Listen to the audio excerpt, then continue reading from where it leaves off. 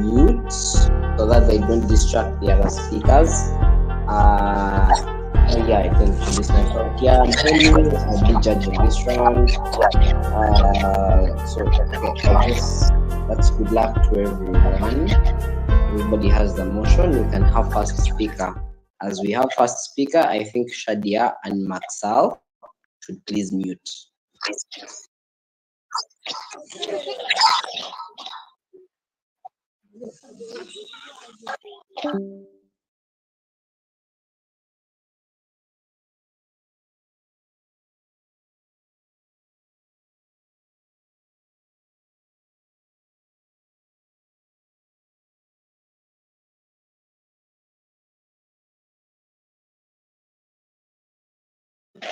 Yeah, first prop, please.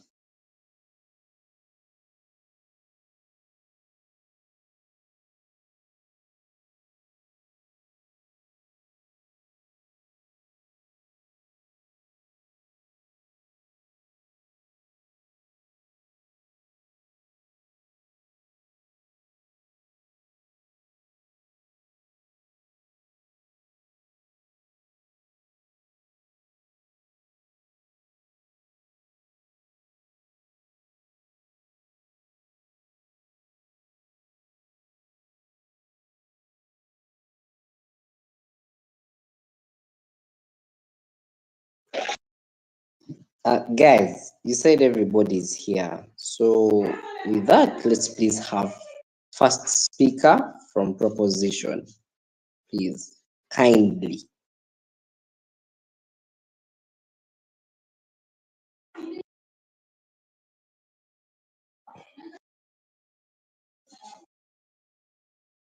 Proposition. Larry is going to be giving the first speech. Larry is going to be giving the first speech. Jonard seems to have left the Discord call. Hello, am I being heard? Yes, you're being heard, sir. Larry, are you around? Yes, yes, I'm around. Okay, good. So we are waiting on you. Our speech time is 8 minutes. Our reply is 4 or 6-3. Okay. I'm not sure, but I think because of time, we're going to do 6-3. So speech time 6 minutes, reply is 3. First prop, sure, never ready. Okay. Okay. Start my speech. Am I being heard? I thought I'm doing first speech. Sorry about that. Okay. So assuming that robots have evolved to a point where they can replicate human creativity and thinking process, but not emotion, this house would allow robots to take part in government elections. So Chair, notice that there is a problem in status quo when it comes to government elections. Problems come after elections, the aftermath of elections. We think that the problems that exist are problems that actually exist in the Electoral Commission. Things like vote rigging, things like emotion kind of based candidate selection. So we think that is a very big problem, but then we seek to address a side prop. But number one, a side proposition, we think that humans in nature are actually subjects to manipulation. Manipulation is as a result of their emotions because the manipulators have the capacity to play with their emotions in forms of monetary gains, but number two, in forms of threats in case Larry, so we think we need to get this show on the road.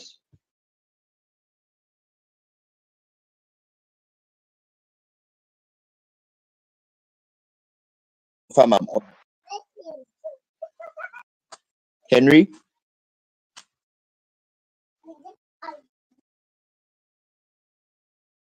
Henry, may I confirm I'm being heard?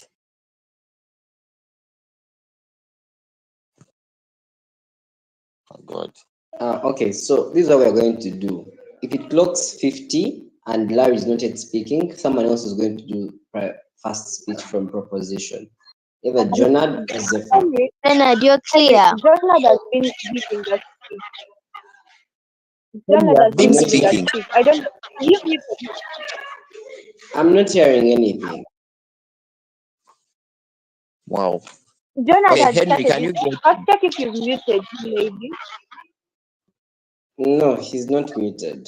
Let me reconnect. Then I think you should start again after that.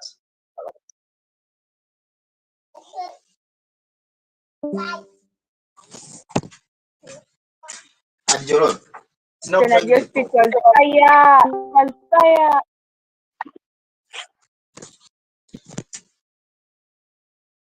All right. Sure. First proposition. So is Henry back? Yeah, I can hear you now. First prop speaker, you could start. I don't know. Am I being heard? Yeah, I hear you. Oh, You can God. start.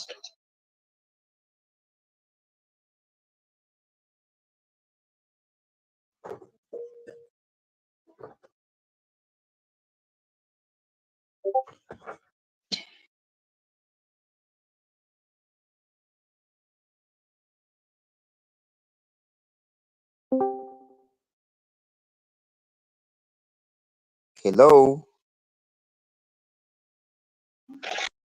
Yeah, I can hear you. You can start your speech.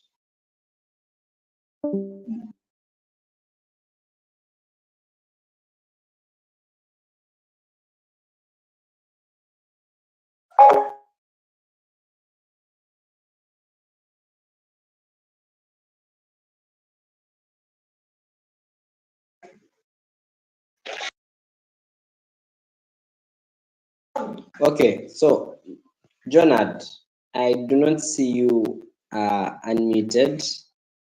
I don't know if the problem is on my end or if it's on your end, but I can't seem to hear you. But for some reason, I can hear everyone else. So Henry, can you get me? Is Jonard on the call? Yes, I've unmuted. Can you get me now?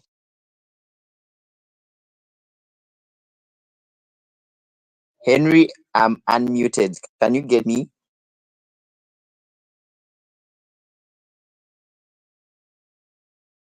Oh God.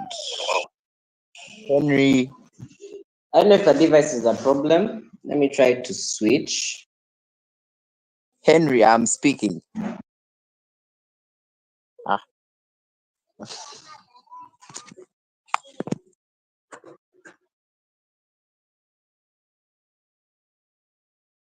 Jesus Christ.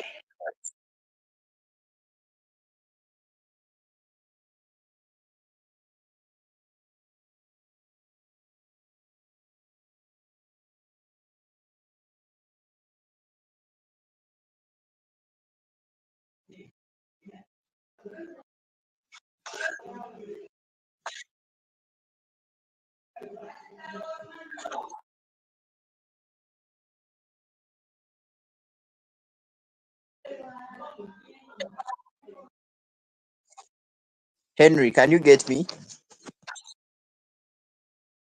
Guys, Henry? is it me or am I the only person who's not hearing anything? I think it's just you. Can you hear me? That's what I'm saying. Maybe you muted Jonard, and that's why you can't hear him. I've double checked and Jonard is not muted. Yes, I'm not muted. Are you getting me? No, I mean Henry, like on your side.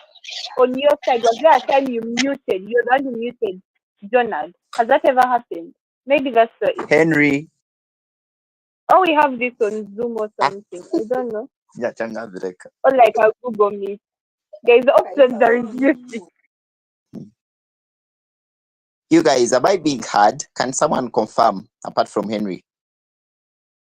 Yes, you are. You're very audible, Bambi.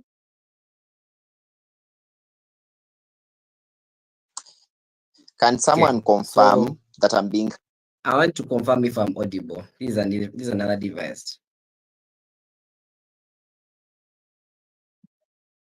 Yes, you are, Henry. Good. Jonard, can Jonard hear me? Jonard should try speaking now.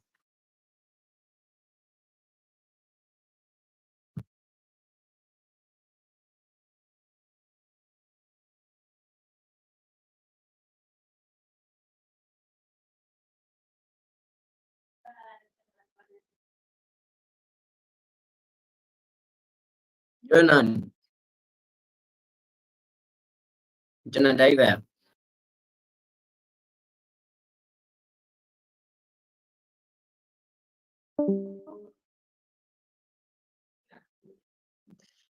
Still don't hear anything. I think at this point, Larry can give the first speech. Jonard can come back to the third. It makes the most sense.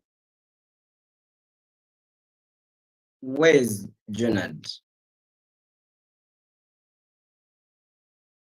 Well, I can't hear him now, so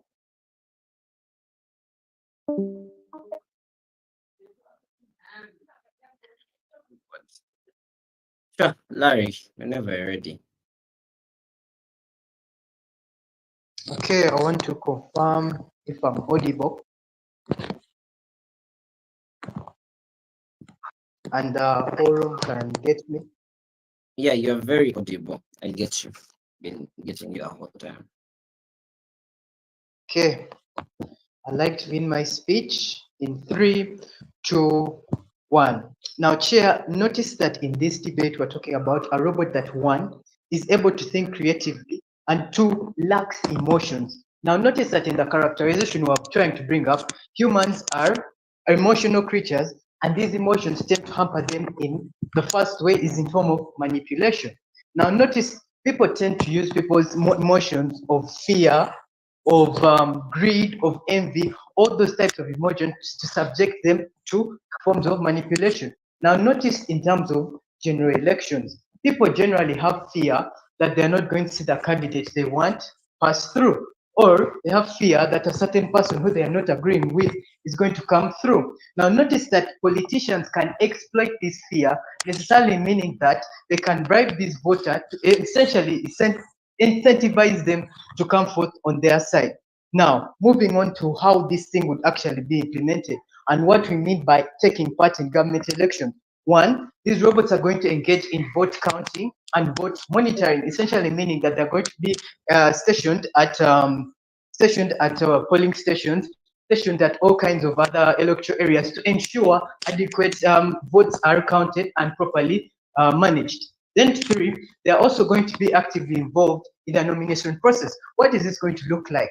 This AI or this technology is necessarily going to undergo programming that enables it to have a criteria under which candidates can pass through. This necessarily means that they would screen out candidates with poor criminal history, with poor records, or especially people who have gone through, for example, financial mismanagement issues such as corruption. This essentially means that individuals are going to lack, for example, people who have participated in corrupt practices will not be allowed to continue to participate in the coming election. These robots will also vet out candidates who have poor political or have committed human rights abuses. For example, policemen who have tortured individuals. Now, moving on to more characterization on why we would implement these things and why it is necessarily important. The problem that I was trying to bring up earlier in the debate is the problem of manipulation of electoral process due to the inherent presence of emotions within human beings. This necessarily means that humans are more prone to manipulation due to feelings of fear, anxiety, and anxiousness. That necessarily means that election process are no longer as fully transparent as they should be. And this transparency is inherently important because it actually shows what the people want and expresses their interest in form of the leaders they bring forth. Now, moving forth to the first argument that I was trying to hint about, which is the removal of decisions that are biased, or removal of biased decision making. This necessarily means that this technology is going to remove biased decision making because there will not be forms of manipulation in terms of how people are going to be selected for this candidacy. It certainly means that people can no longer buy their way into elections because they know that they're going to be scrutinized by a robot that is actually going to make sure they pass a certain criteria before moving further in the electoral process. It also removes impaired decision making in terms of vote counting, whereby it removes the danger or inherent ability that is going to come out when humans are the ones counting these votes.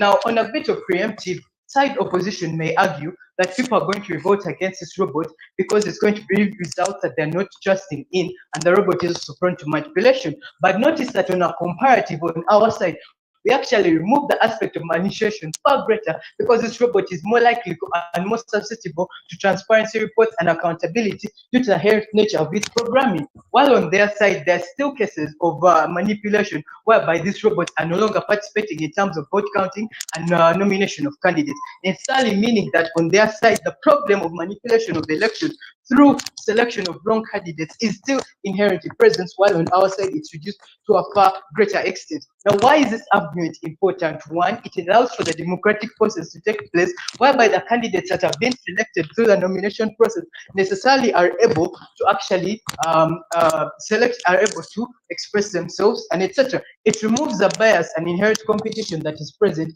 when people are going for this kind of positions and elections, because now, for example, political parties will have to know that when they're selecting a candidate, they have to meet a certain criteria, and that means that the person who brings up the most money may not necessarily be the one who is selected for that position to represent the party as a flag bearer. This person has to bear a certain level of criteria, such as lack of criminal records, lack of corruption scandals, lack of human rights abuses, in order for them to actually continue. This inherently means that political parties are going to be more incentivized to actually screen their candidates more further, and we're going to have a cleaner and safer democratic process, which is inherently important because it allows the voter to select a person who is going to serve them in their best interest. Now, moving on to the next argument, which I'm hinting on, is the lack of corruption with these individuals. I mean, in this robots or machines. Now, the corruption thing we've hinted it on because it vets out candidates who are corrupt. But for example, it also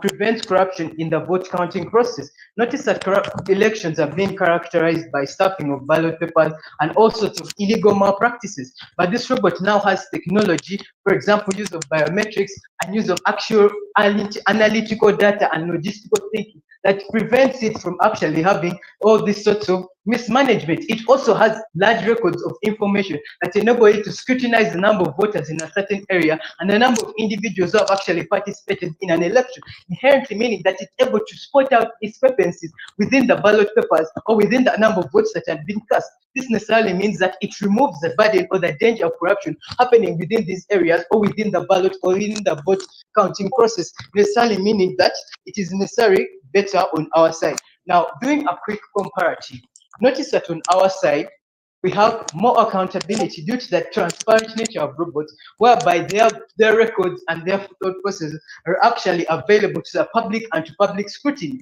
And while on their side, they still have the challenges that are going to be posed by presence of human beings within the electoral process. That is the manipulation due to huge things of emotion. That I beg to submit.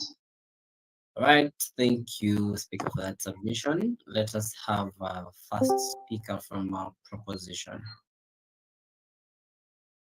From opposition, sorry. Coming from audible. Yes, you are. Okay, I start my speech in 3, 2, 1. The major obligations that lie within the realms of this debate are A, Prop has to prove how emotions are not an essential component in the electoral process, but then B, opposition also, we are going to prove how emotional nature of beings is critical in the government elections. So what does the proposition side put on table? The magic point that comes from their side is that humans are a subject to manipulation, that other people use things such as fear to manipulate other people. But then what also comes out of their speech, they acknowledge how robots are also prone to manipulation. And for us, what we say is that robots are actually more susceptible to manipulation. That is, they are programmed by humans that can encode their selfish motives. And why is manipulation then therefore what's on their side? That is to say that a robot can be birthed with an aim of making a singular politician win, and will use any kind of creativity and thinking process to make this candidate win. As they totally analyzed on their side of how robots actually think, have thought processes that are very complex and are very efficient, it means that at a point in time when a robot is birthed with a selfish aim of making a politician win, it will be able to outsmart anybody else at making this come in the kind of world that we paint today. Then the proposition side also limits the government elections involvement to being only picking nominations and also counting votes. But we believe that the government elections are actually much more than that.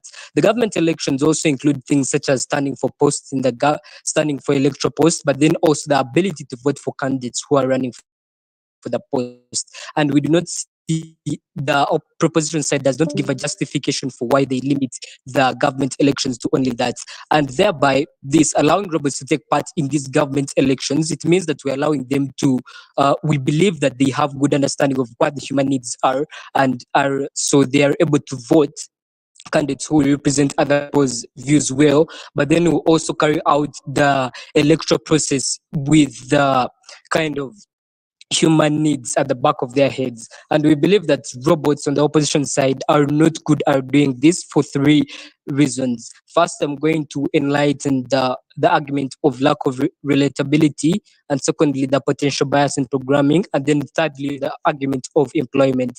Firstly, on the argument of lack of relatability, the thesis of this argument is that robots lack the ability to relate with other human beings. After considering that government elections are not just about nominations and counting votes, but then also the ability to run for posts and then also the ability to vote for other candidates, we believe that no matter how much data this robot has been fed, it cannot comprehend human pain and human suffering, and as such can make decisions without considering this factor. And why is this really dangerous? We believe that we are going to have people continuing to suffer because the robots are making decisions that thinking that suffering is actually not something that is not that big of a factor, and thereby people are continuing to live in depression. A second reason as to why this argument is true is because of the part of lack of empathy, and thereby it is very difficult to trust these robots, because emotional cues and expressions really convey authenticity and sincerity,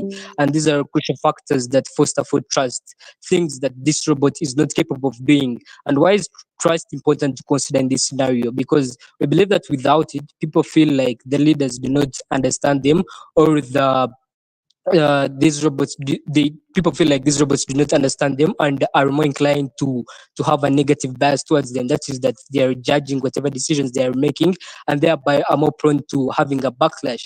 This therefore means that we are going to have a conflicted society because we are not having trust among the stakeholders that are participating.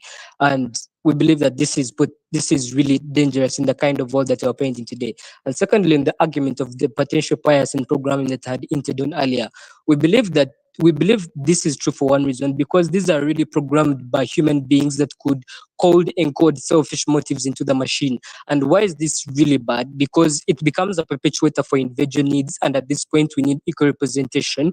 And we believe that this is really crucial in the government electoral process. As I had hinted earlier, a robot can be programmed to solely make a certain politician win, and this robot can go and judge. And in the kind of world whereby we see robots are trusted enough, this robot can be unquestionable, they can be unquestionable, and thereby we are having decisions made to which are fronting for only some singular people. And yet we believe that in the government elections we are supposed to be having equal representation. And with this, I would like to submit.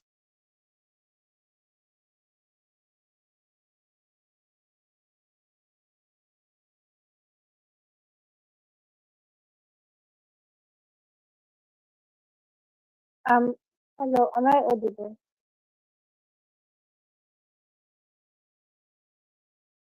Hello? Hello? Hello, am I audible?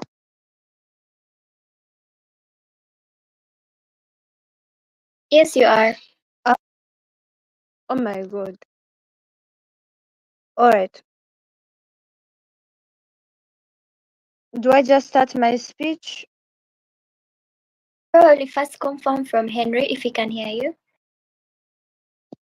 I'm not seeing Henry in the room.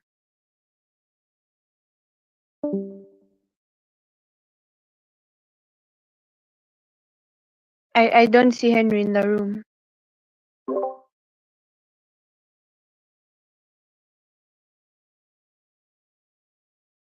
Yes, you're audible.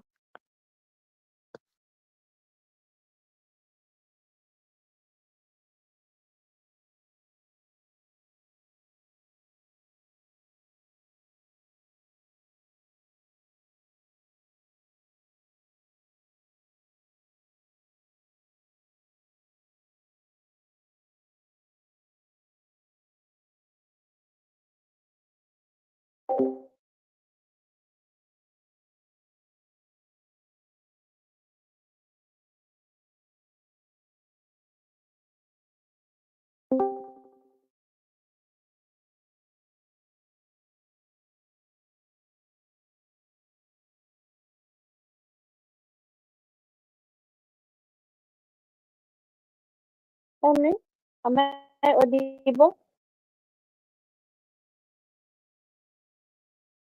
Henry,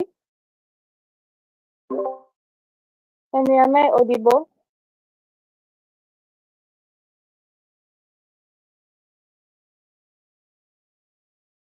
Henry is here, but sometimes you can't hear. Henry, am I audible to Can you? you guys hear me? Yes, I can hear you. Can you hear me? I can. Sorry, I think something happened with the All right. network. So Ian, I paused your timer. You are at. You were just covering why the context is beyond just what Prop says it is. Why it goes as far as standing for elections and all that. We can start from there. All right. Okay. I'm starting 3, 2, 1. The proposition side limits the government elections to only involving picking nominees and counting votes, but we believe that government elections actually go way beyond this. Government elections also include things such as standing for posts in the government and the ability to vote for candidates that are running for these posts. So thereby allowing our robots to take part in the government elections, it means that we are also allowing robots to stand for posts in the government, but then also to vote for candidates that are running for these posts. So by allowing them to do this, it means that we believe that they have a good understanding of what the human needs are, because we believe the leaders are the ones that are there to represent the people's views. And on our side, we are basically arguing how robots are actually very poor at doing this. First, with the argument of lack of relatability. Two reasons why this is true. One, we believe that no matter how much data the robot has been fed, it cannot comprehend human pain and suffering. This means that it will make decisions without considering this as a major factor. It will just overlook things like pain, things like love, things like suffering. And we believe that this is very dangerous because it creates a precedence where decisions are made and there is perpetual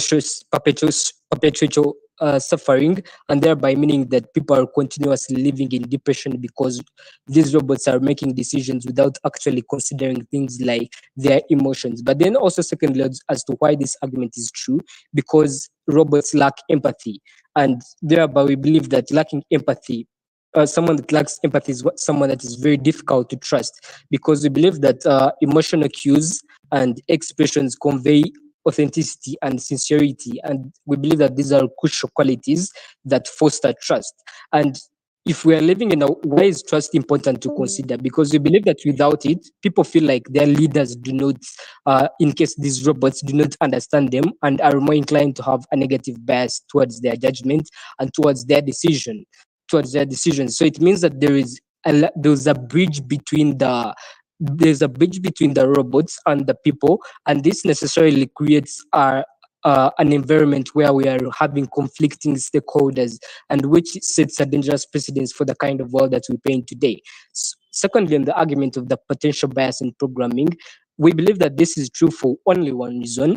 They are programmed by humans that could encode selfish motives into the machine. I had hinted earlier upon whereby a robot can be birthed with just an aim of making a singular politician win, and will use any kind of thought process and creativity to make sure that this politician wins. And we believe that this is very bad because it becomes a perpetuator for just individuals' needs, yet we're supposed to be having equal representation in the government elections. This means that the leaders that are being elected, that is the robots participating in the electoral process, are voting leaders that are not really representing the people's needs, but have been voted by robots so that they perpetuate only their needs. And we believe that this becomes dangerous. This becomes dangerous because we are not having people's needs being worked on. But then also, thirdly, on the point that my second speaker is going to highlight even more, on the employment part, and this really tackles down most of what the prop said about the robots replacing humans in picking nominees and also counting votes. And we believe that in employment is where people really get their income to feed on a day-to-day basis. And if we are robbing this away from them, it means that they do not have any source of income to make ends. We are reducing the number of places where people can pick money, can get money to really make ends meet. And this becomes dangerous because we are in an economy that is trying to fight poverty by increasing the employment opportunities that other people have. And with these three reasons, we believe that robots cannot be allowed to take part in government elections. All right. Thank you very much. So let's have second prop. Here, I want to know if I'm audible. Yeah, you are. All right, I have 6 minutes, right?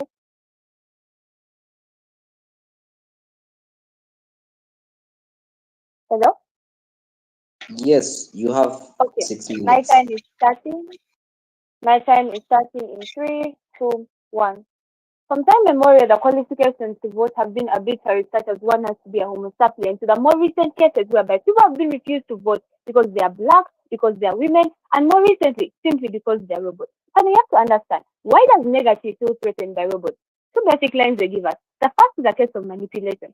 And at this point, they're ignoring the fact that these robots are entering the human system. Robots are technologically based, that we understand they have high levels of power in regards to particular things. We feel as though once a robot has been put into society, their code has been checked and reviewed by the police and has been confirmed that it actually has good intentions. Let's forget that even if they do something wrong, somebody can simply just check how the robot was coded and know its malicious intent, rather than a situation whereby it's a human being who can lie even under the influence of torture. We see at this point, because robots and people can both be manipulated, it's not exactly it's actually very important for us to have robots which are highly transparent, because you can always see what they were thinking at a point in time. A second argument they gave us was more in regards to employment. But I feel as though the economy currently is growing at the highest possible rate possible. Just by removing people's employment in elections, which happen once every few years, doesn't exactly negatively affect the economy in any great way. Plus, if there are more robots in society, they have to be created. That those are more jobs being created when all is said and done. Now, two things they're also going to understand. What are the benefits of lacking emotions? Secondly, what is a case whereby someone thinks logically rather than emotionally? And thirdly, in conclusion, what is the public opinion of technology? Now, let's understand the benefit of lack of emotions. Hello, the robots lack a personal attachment to their own personal feelings. What does that mean? It means that when they are making decisions, they don't feel things like excitement, they don't feel things like the desire and will for power. They are simply making decisions based on logical understanding and logical analysis that has been made at that point in time. So we don't expect any corruption from their side. But when you lack emotional attachment, your decisions are not based on, when you lack emotional attachment to other people, the decisions are not based on other people's effects. Situations like such as crowd effect. Situations whereby you have people voting for somebody because they're in the same tribe or the same gender, or all families coming together to say, let's take forward this particular leader because it's female. We don't see situations like this happening in robots. We see them making the best possible decisions for humanity based on simple logical grounds, unaffected by decisions of the majority. But what the next thing we understand? What are they going to tell us, panel? Because they are independent of feelings, with robots think highly logically. So they think that we are going to develop a world of straight characters such as dictators in society, leading us because the robots have decided to feel that their particular models are correct. But from that's technically a lie. Just because I am not catering, I'm not thinking about your best emotional needs, doesn't mean I can't actually help them to the best possible extent. Understand this. If a robot is thinking based on completely logical grounds, it's not going to suit a person. Maybe not because of the emotional attachment it would have to that particular being, but because logically it understands that there are dangers of suiting a person. That person is probably generating income for a society. That person is probably generating love and affection. It's probably helping somebody's mental health. It's probably part of an organization that's thinking of concepts.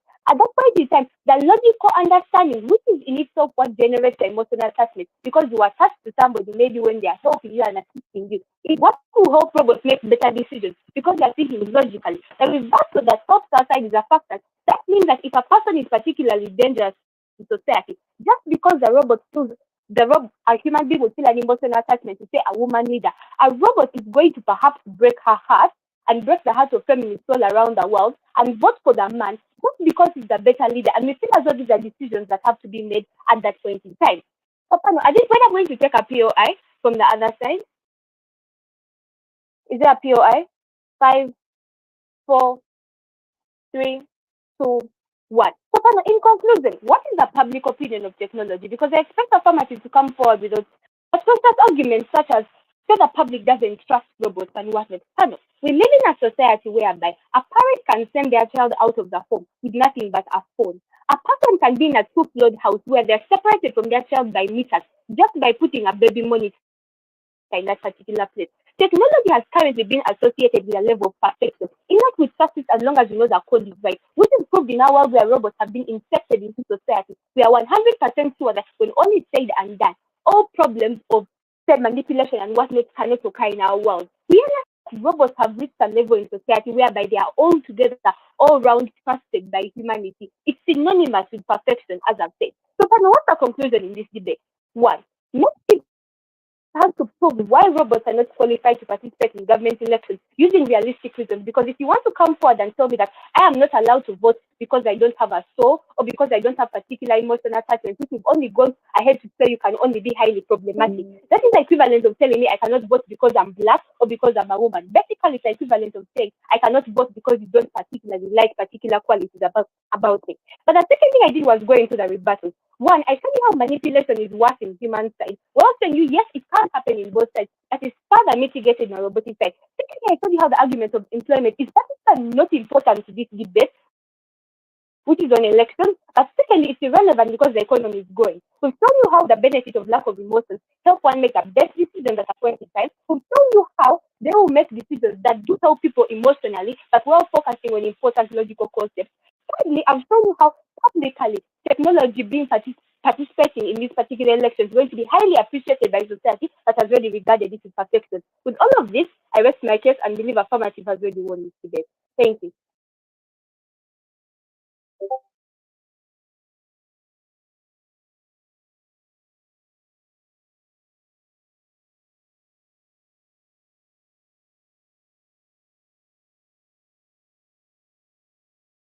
Okay, thank you, Speaker, for that submission. Let's have a second op.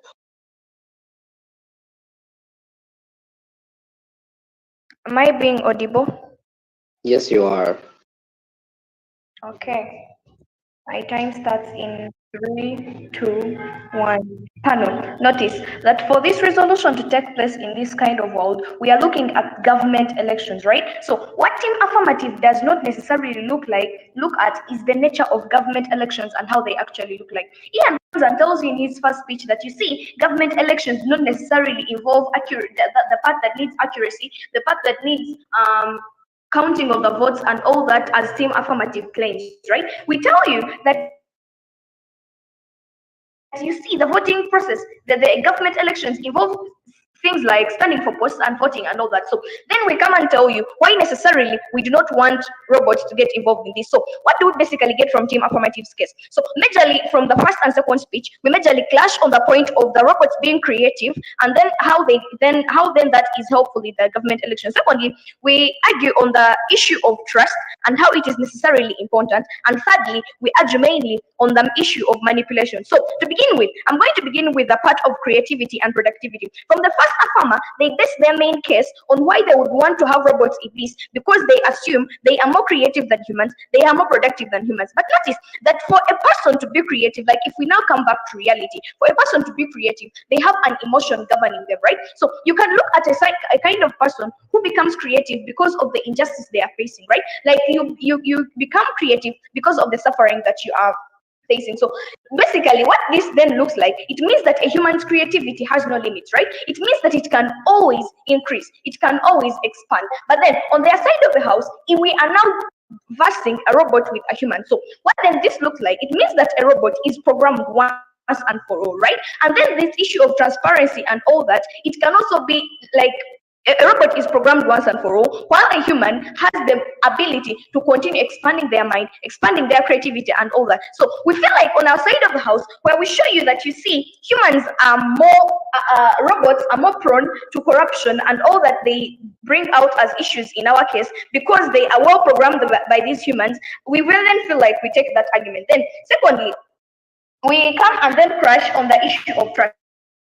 And then second, Afama comes and tells us on how people have then learned to trust robots, right? But Kapano, notice that these are government elections. What government election means that it means that when someone is now going to stand for post, people are now trusting their livelihoods, right? So what then that means, it means that when you have someone that is not empathetic towards your problem, that does not actually feel the pain that you're feeling, it is then going to bring about the society backlash that Ian tells you in his first speech. It is going to bring about the mistrust and then the lack of relatability that then we tell you. What then this looks like, it is that it is not now going to achieve the aims that are needed for the national elections. Going further, I'm now going to go to the impact and stakeholders analysis of this resolution and compare the side of the house on both sides, on prop and op. So on our side of the house, I come and tell you that you see, voting actually affects people. What then this looks like, it means that people are going to want to be involved in this, right? People are going to want to be able to trust the people that are leading them, to be able to trust the people that are representing them. But a case in point where I am voicing out my opinions, where I'm voicing out my grievances to a person that I'm very sure is not going to feel my pain, it means that there is no way Team Affirmative can come and prove to us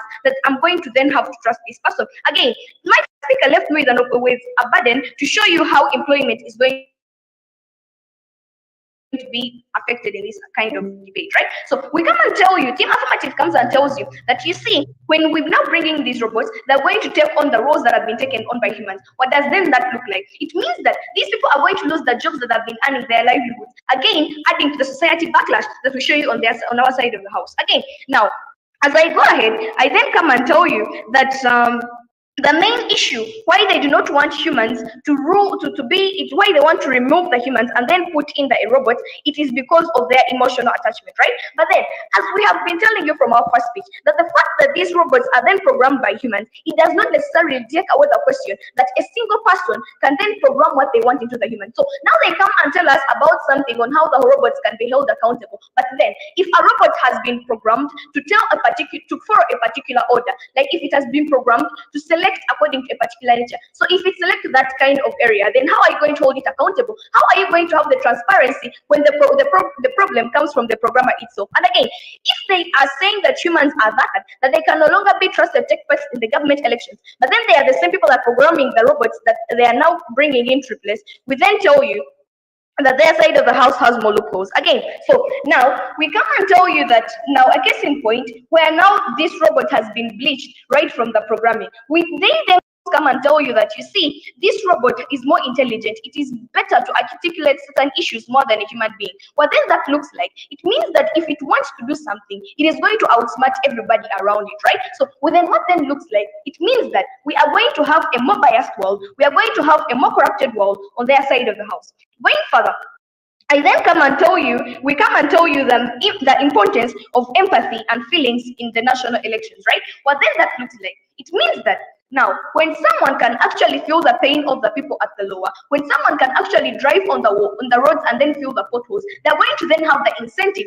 to want to do something about it. But then when now you look at a robot, now for instance, like it has stood for the post and then it has actually gone through, then how do you expect to come and cry poverty to it for something that has no emotions? Then expect to come and cry issues like unemployment, issues like poor health services, issues like sorrow that is being brought about by the poor service delivery to something that cannot actually then feel what you're going through. Again, I'm going to show you something about the accountability that is then questionable on their side of the house. So what does it then look like? They come and show you, oh, where's my case?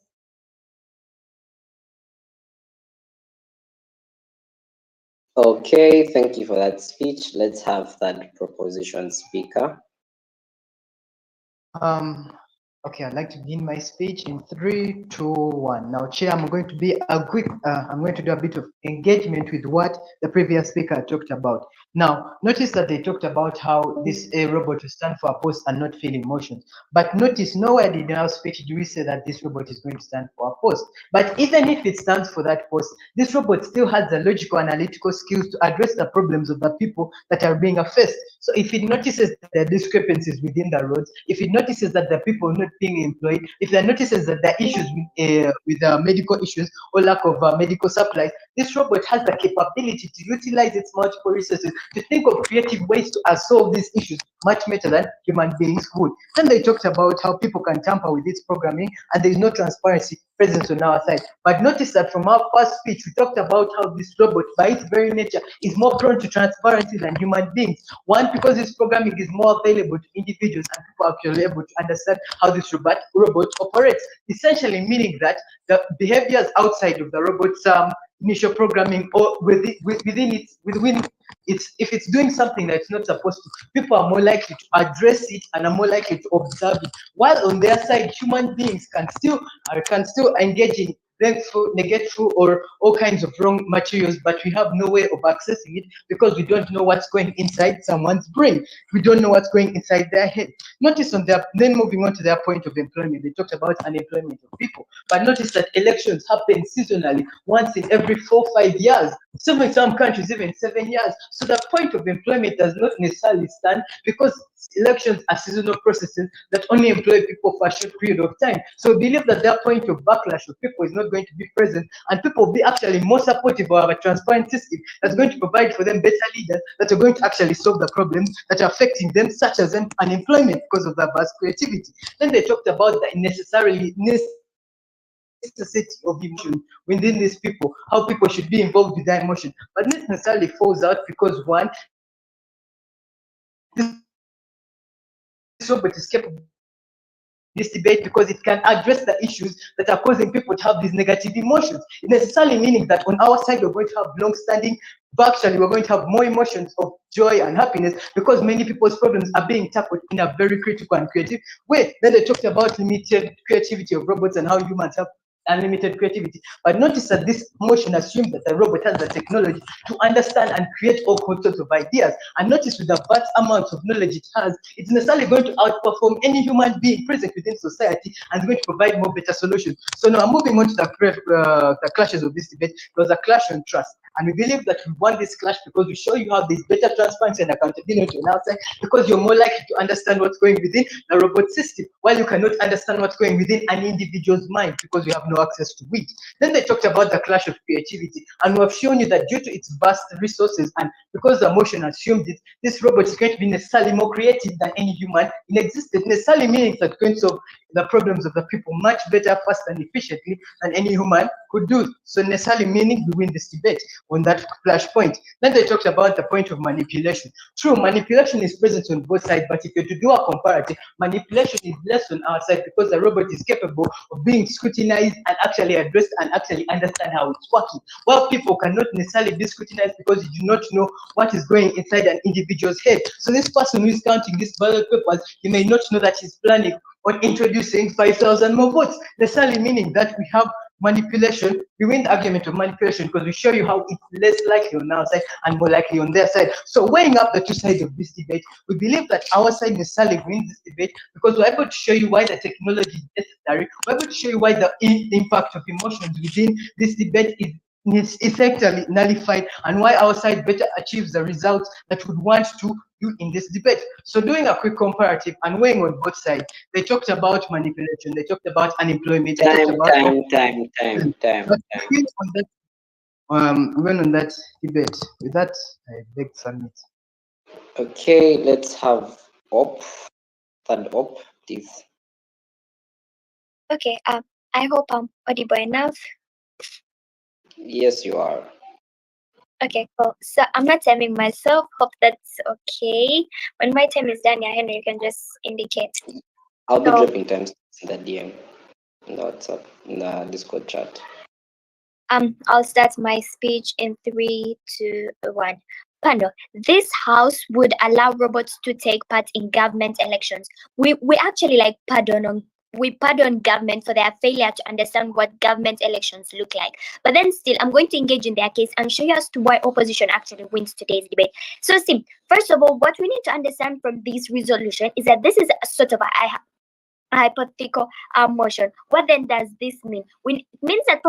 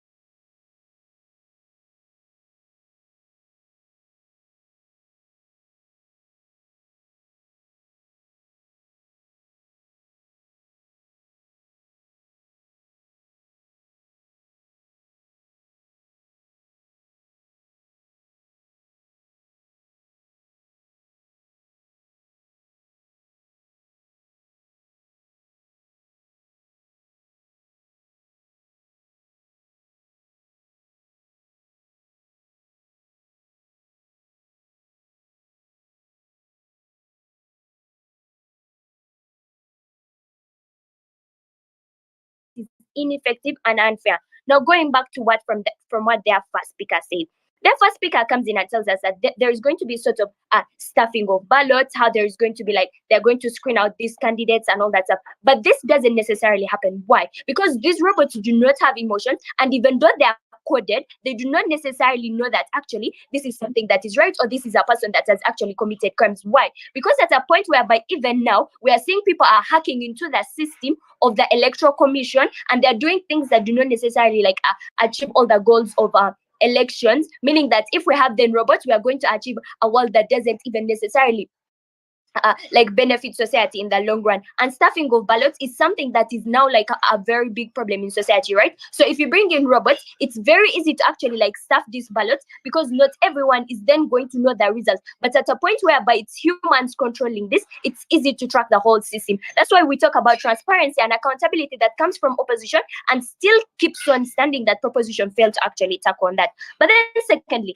they come in and tell us that like these codes, everyone knows about them. But tell me, in a percentage of Uganda whereby like we have like around 40 M people, how many people know how to code, or how many people even know about robots? So meaning that not everyone is like educated about codes. It's only like a 5% of people that know, and it's very easy to manipulate this 5% to actually say that actually make this leader win. So what happens then when we get that sort of leaders in our society? People are not going to be represented. When people are not represented, their rights are then going to be violated just because of the weaknesses of these robots. Then it draws me back to then what are the weaknesses of these robots? One, they're not emotionally intelligent. What then does lead us this?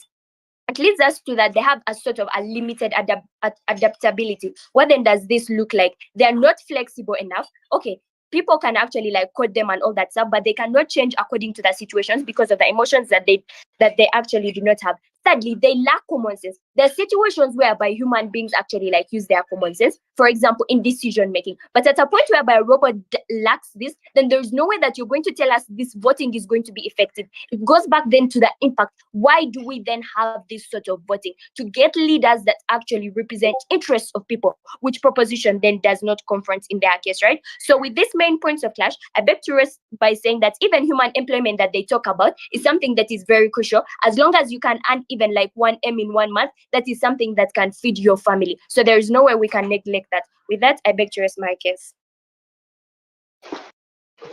Thank you for that. Sure. Hope reply. Reply is 3 minutes. So we start with Hope.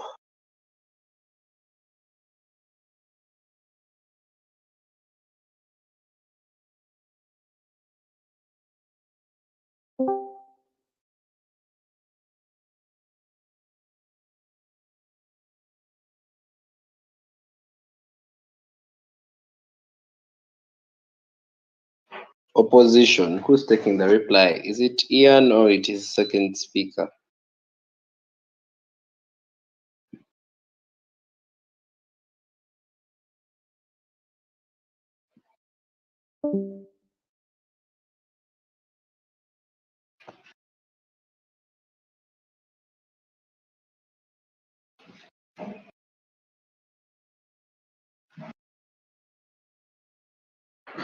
Okay, I think the silence represents that people weren't prepared for reply speeches.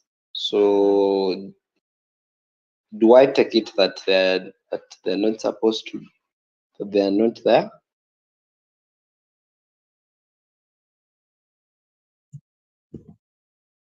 I believe side proposition was prepared for reply speech. Yeah, but then you can't have your reply if Hope hasn't given one. They have. They have a speech. Let them use it. Okay. Ian was supposed to do the reply, but then he's not on the call, so I don't know whether I can like take it. Yeah, it's fine. Tell the first or second speaker. All right. My speech starts in 3, 2, 1, panel. So if we have to look at the way this resolution is stated, just as Hermon told you in her third speech, this resolution is stated in a way that team government is supposed to come and then show us the importances of the robots, of having robots in the government elections. And secondly, they're supposed to show us how then it is going to solve the problem that are trying to solve in the status quo, which they then fail to do. So I'm going to go and then weigh this debate on those grounds. One, to begin with, they come in their first speech and front that the main problem that is being faced in status quo is the corruption in the election process, right? The corruption as in vote rigging and all that stuff. But then we have a reply to that and tell them that, you see, on your side of the house, you're just making the problem worse. How? Because you are having one person program this one robot to then take on this major role that you're saying that humans are being corrupt in. But then what does then that look like on our side of the house? What we tell you is that it is very easy to corrupt that one person other than corrupting the 400 million people. So then on our side of the house, we tell you that they are worsening the problem other than actually solving it. Second cause of ground, we tell you that, you see, the main reason why these government elections take place is so that we can actually like have leaders to represent the people, to represent their problems, to represent their issues. But then on our side of we tell you that in a scenario where we have humans at this point, the humans that can advance their creativity, the humans that actually feel the problems that their fellows are facing, we feel like on our side of the house, then we fulfill the aim of the government elections being existence in the first place. But the next house, then that what they tell you is that they are trying to bring in these robots that have artificial intelligence. What then looks like, it means that these other things that are then going to look at the issues that they have been programmed with, they lack the adaptability, they lack the creativity because it is muchly based on emotions. But then they again come and then try to prove to us that, you see, these robots are then going to be effective in ensuring a better government. But then we, from the first speech, the third speech,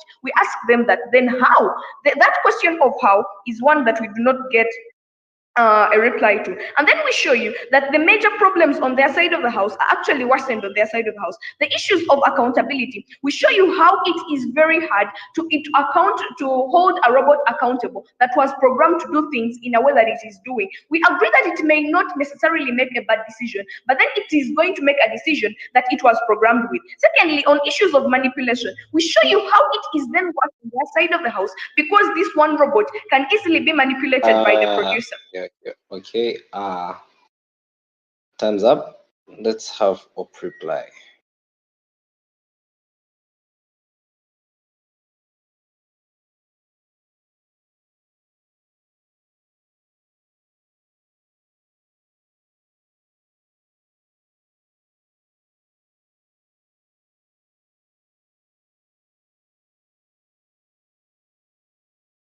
Op. Hello, am I audible? So there's a problem like that. Sure. You are. All right. My speech is starting in 3, 2, 1. Our side has come together to show you that you do not need emotions to make a good decision, but rather just a bit of sense. We've come forward to tell you how emotions can even further harbor the good decisions you're supposed to be making. We show you how the transparency in the line of thinking of robots in every particular situation is laid as bare as a code on a sheet of paper that can be interpreted by the police at any time. We come forward to show you how emotions are the bane of elections existence at any point in time, and Affirmative is incapable of proving otherwise. But for now, let me give you a summary of this panel. What do we come forward to tell you? We tell you that the involvement of robots at every level is currently acceptable worldwide. Elections, government, the speaker tell you about how the electoral commission is allegedly hacked and what's not. They come forward and give you a lot of information on that. But it tells you one thing: technology is used in every aspect. So the assumptions that it is being misused and hacked and whatnot are highly relevant, because even they come forward to tell you it's the people who are the problem. Constantly, that's a major thing they tell you. It's the people who are the problem. So in a world where people are the problem, and we can check to see what the people have coded the robots to do, is there not a perfect world whereby we can always know who is wrong as clear as day? The good part is say how employment is irrelevant to a debate that is literally just debating humans versus robots in regards to the ability to handle a general election. We see how lack of emotions, whereby a robot first of all doesn't care about its own personal emotions and will literally not be corrupt, even if you threaten to rip its head off, just because it doesn't interpret emotions such as fear. But to a second level where we saw how they lack emotional attachment to other people and would not engage in things such as the crowd effect, whereby they make decisions because of society as well. We then even go ahead to preempt and show you how making decisions independent of feeling does not mean you're making wrong decisions. We give you an example of how a robot can't shoot a person, maybe not because they feel loved and attached to this particular person, but all around robots become the most human people because they always come back to logic and say, why would I shoot somebody who generates income for their family, who generates mental health in their family, who's a source of joy to other people? They don't have to particularly love you to make the best possible decisions about you. The same way as president who doesn't know everyone can still make sensible decisions to govern society. We go further ahead to say that even in the public eye, technology is something highly looked up upon, whereby people cannot question it because it has just shown its tolerance and good work through and through. And anytime why it doesn't show it, it is the people who are causing the problem. The same people who Affirmative wants to put in charge of entire government elections. The same people who make the wrong decisions that Affirmative is framing. The hackers they talk about, who will tell you we have manipulators who can alter people's mindsets, who are even worse, because you can always know a hacker has done something, but you can't always know that a person has been manipulated. We still have got to conclude, you do not need emotions to make decisions. Just a different Time. Okay, thank you for that reply. So I think I'm gonna get straight into it because I figured I should be done by 7 sharp. Okay, so this is the thing. I want to just give a couple of aspects for general feedback. Then I'm going to talk about how the debate went. And as I talk about how the debate went, I'm going to be talking about different things teams would have done better. But I judged the debate based on what teams presented to me and based on what the motion required, the burden of the motion, which I think is going to be my first level of feedback.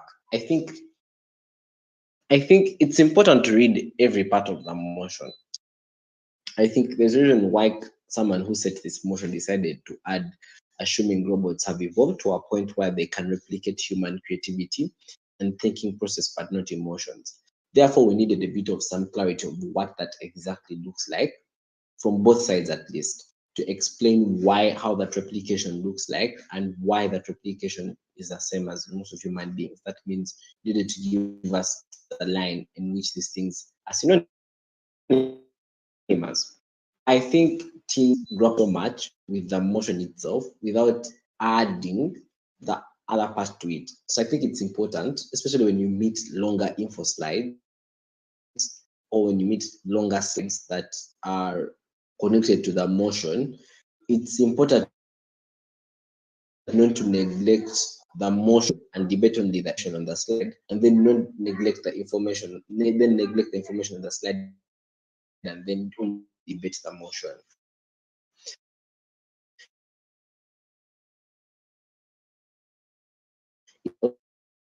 Especially as we need to go back and realize what motions, what the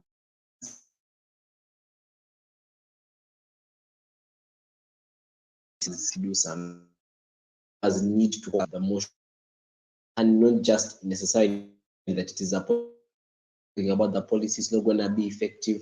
But I think understanding the context in which that framing exists, right? So I think there was a need to explain why that kind of thing generally exists in of itself, in the aspect of them not taking part. There's a bit of here and there on definition of the motions. So all these things need to be made clear. What does allowing these people to take part in government elections look like? And all that. So I think you don't just throw the context there. You need to explain why that is true. It saves you two things. It saves you the burden of having to go around explaining, like having this back and forth on, on the motion of debating the motion and what it's supposed to be towards the end of the debate, which is like one of them, which is like a not very entertaining or very good looking debate for judges. But I think most importantly, it also gives you credit as a team because you're able to identify these things and create clarity for the debate. So you get an extra edge over other teams in that regard. Now, the other thing would be, and I think this is also partly important, is that when you're going to do, where is it? Is mechanization. I think I only got mechanization of arguments from like 2 speeches, but I think there is a need for teams to be able to, like speakers, to be able to mechanize arguments. I think it's not enough that you make the assertion that X will happen or X will not happen. You need to explain the conditions that make X happen and why those conditions are present, particularly in the debate you are having, and why probably those conditions don't exist, so the impact or something that you're talking about or what you're vouching for will most likely not happen in that regard. So it's important to explain, to break down that process, why something is most likely going to happen or less likely going to happen. But even for the 2 speeches I had, I feel like mechanization could still go a long way because there's still a few things that are still trying to and like get sense of. So when you don't mechanize arguments, it's bad because I feel logical links in your speech, like some things are not logically connected. So it's hard for me to credit something that is not logically connected or that doesn't have any systematic flow to where it's going. So you're jumping from the model and then you're jumping to impact. So my problem is, why are we doing this? Why is that true even? What is the impact of what we do even after that? Even if you have an assertion, why is that true? How does that affect individuals? It's bad. It's gonna make people die. Why is it bad to begin with? I think those are kind of things that need to be interrogated before we go further into the details of explaining the impacts and all that. So I highly recommend that we have to understand the structure. You give me the premise, you explain the reasons why you believe that premise is true, or why you believe that premise should be that way, and then you explain how that process happens. You go through explaining, or if you say this leads to this, or this is bad, you need to explain how or why or how that process happens. After explaining that, that is when I can probably most buy into that impact, because I now understand how you get to that process and why you're most likely going to get the kind of impact that you argue for in your round. But even then, you don't just drop the impacts, people are going to die. What processes that come out of your mechanization that is going to make people to die to begin with? I think you need to go a bit deeper. I think the goal here is, if you're going to give me cake, if you're going to give me food, it's like I'll use an analogy. If you're giving baby Irish who is 6 months and doesn't have teeth, you have to mash it so that they can be able to take and like digest all of it. So like, that means for you and for you as a team in prep room, you understand how these things happened. So it's probably the solid potato. But for me, who's a judge, who's waiting to understand, because I'm an average voter, I may not be a pro at technology because I even don't do ICT to begin with. So I think you need to mash that stuff up for me to understand how you get to that point. It makes the debate easier and doesn't give the judge a lot of hard time to determine things your way. Because the thing is, you're trying to persuade the judge to accept and see things in your view. So the only way you have to do that is to make sure that he understands every single bit of that process.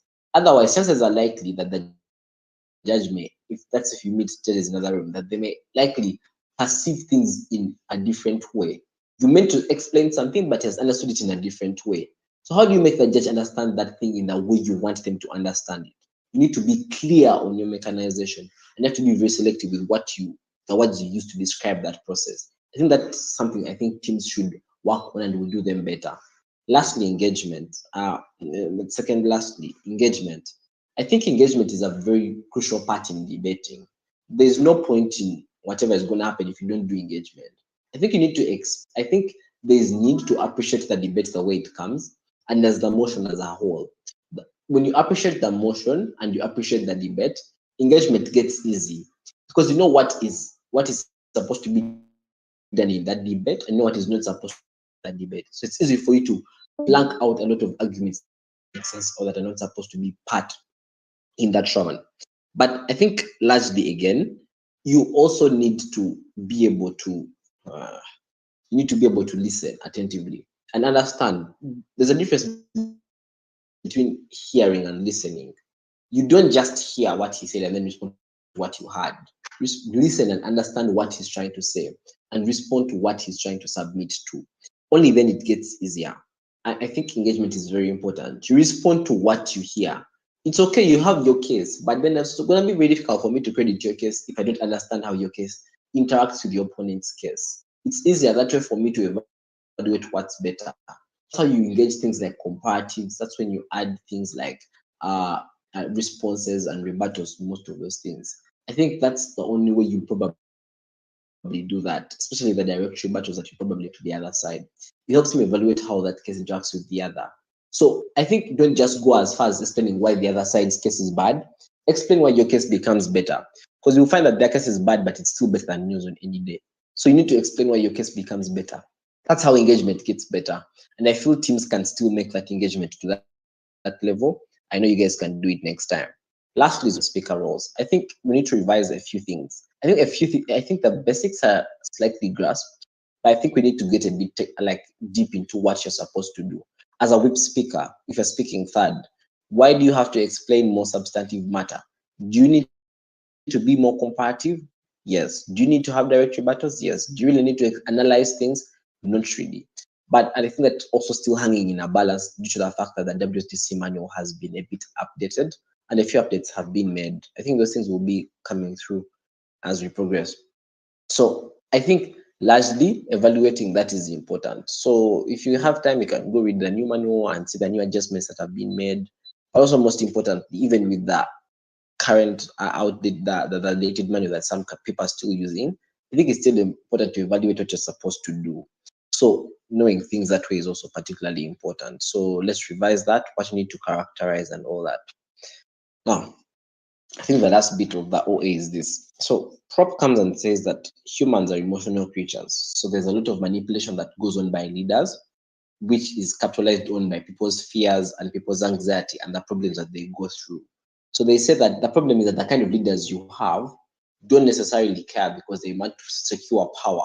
So they manipulate how people feel to ensure that they get themselves into power. That means that the decisions that people end up making during the voting process are biased because they're supposed to suit people's ideas because they've been for some reason brainwashed. That means vote counting becomes hard. First of all, you get poor leaders, but then on principle, that like destroys a whole tenet of what democracy seeks to achieve. So there's a breakdown on that kind of model. Then again, I think the model wasn't the biggest emphasis. I think they just needed to explain how that tech works and like group it together and not spread the material around. You need to group it together and then evaluate it.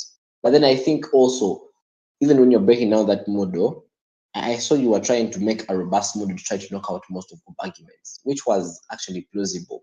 I think now the structure is what we actually need to work on to make sure that that structure is a bit more like guided, so that I know where I'm heading. I'm at the model, then I find myself in impacts in the model.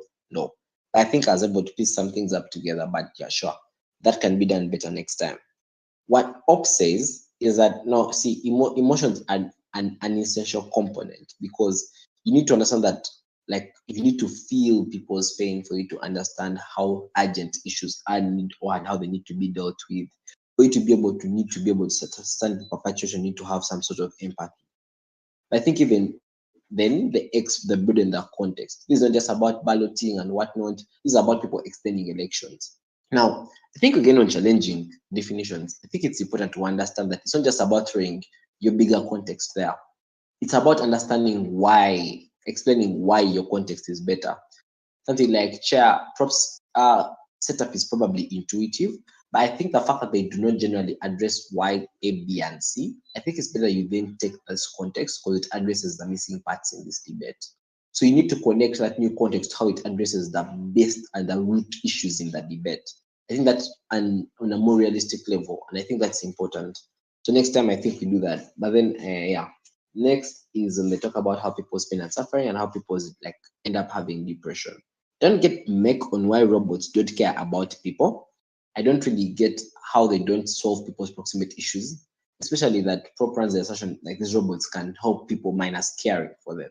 I needed a comparative as to why that then necessarily means that you can, that means that robots don't inherently care about people, or that people care about people that robots, especially because prop has established that robots can still solve problems without caring about people, and that the people that you actually want to entrust are bad people.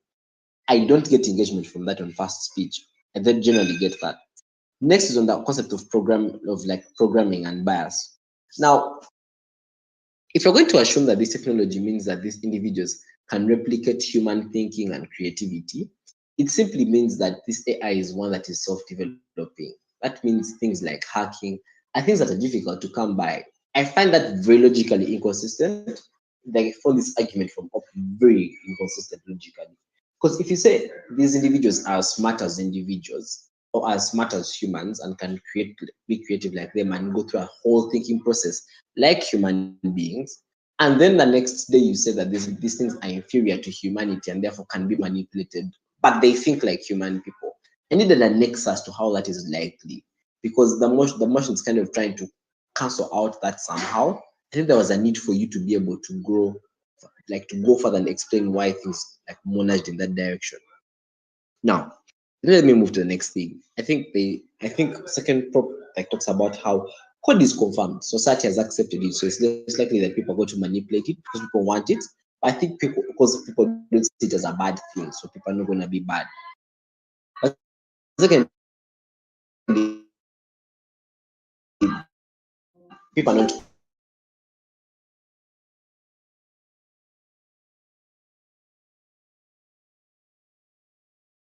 like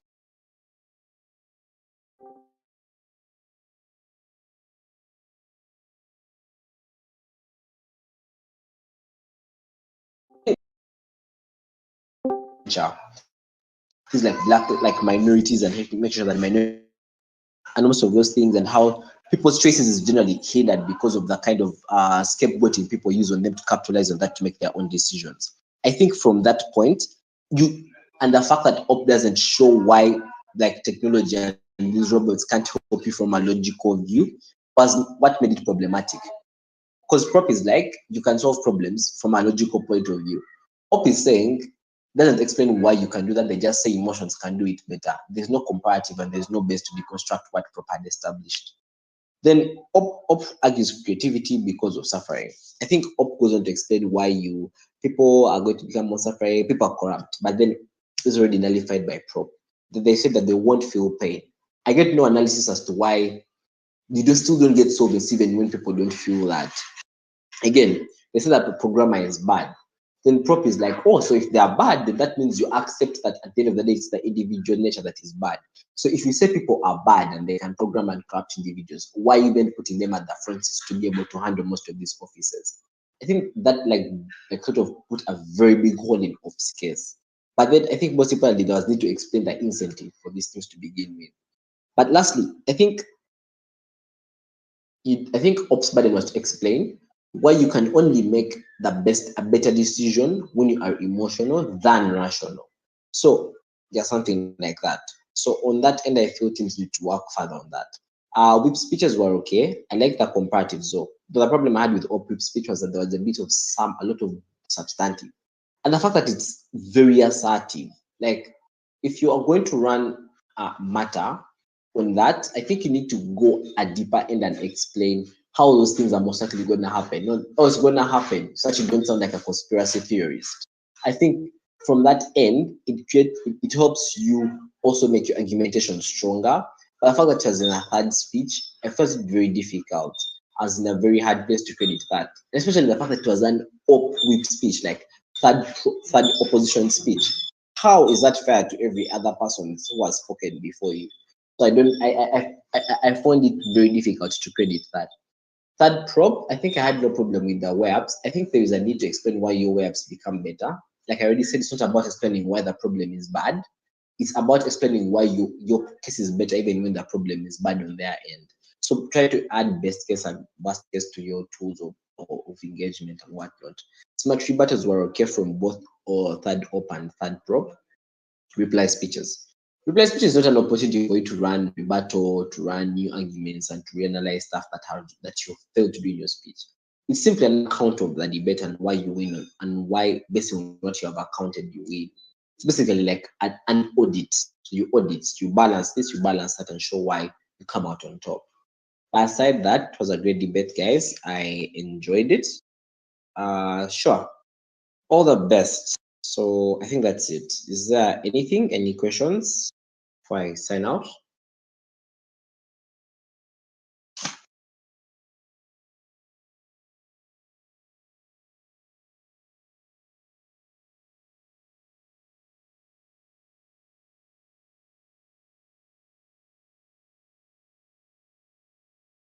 So Coach Joseph, is there anything else?